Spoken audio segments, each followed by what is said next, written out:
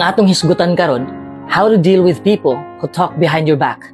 Natay tulo ka paagi kung unsaon nato pag-manage ang sitwasyon.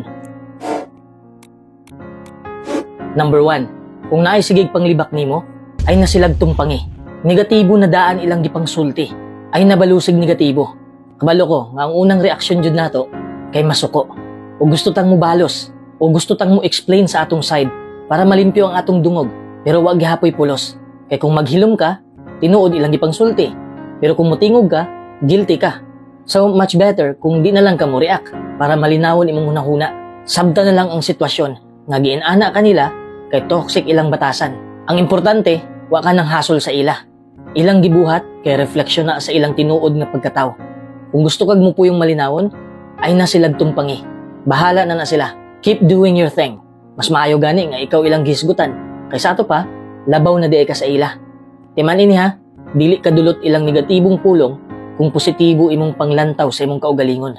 Number 2, kung sige silag panghilabot, unya below the belt na kayo, ato ba nga sila, naaman goy pulong nga okay ra ipalabay. Pero nga po'y pulong nga kinahanglag aksyon. Samot na kung grabe na makadaot sa imong dungog o dungog sa imong pamilya, know your legal rights. Nadyo na sila'y kabutangan. Abi nimo, ang mga taong sigig pandaot nimo, isugraman sa tago. Kung imo na silang atubangon, real talk, di na musukol. Maong kinahanglan jud kang mo aksyon. Samot na sa trabahoan, daghan kayo mga toxic dira, madaot imong reputasyon. Number 3, tangtangan na ng mga taong toxic sa imong kinabuhi. Namanggoy mga pulong nga mudulot sa atong kasing-kasing. Og di na ma-fix, basta makita nimo ang taong nandaot nimo, mubalik jud sa imong hunahuna ang iyang gipangbuhat sa imo. Mao nang palayo nila. Kung permi kang natindikit ana nila, padayon po na silang mudugmok sa imong kinabuhi. Murag himo na ilang misyon silang kinabuhi. Gusto nilang makita nga masakitan ka. Tangtanga sila sa imong kinabuhi. That's healthy way. Mupansin man ka sa ila o dili, ikaw na ang bahala.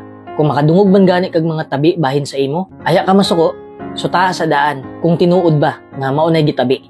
Pero para sa ako, di na ko mupansin. Gidaot na ka, kinsa pa may ginahan mo tingog, di ba? Pero depende man pud na sa imo. Naapoy uban nga musukol jud sila, kay di sila gustong daog-daogon. So nagdepende na sa atong buot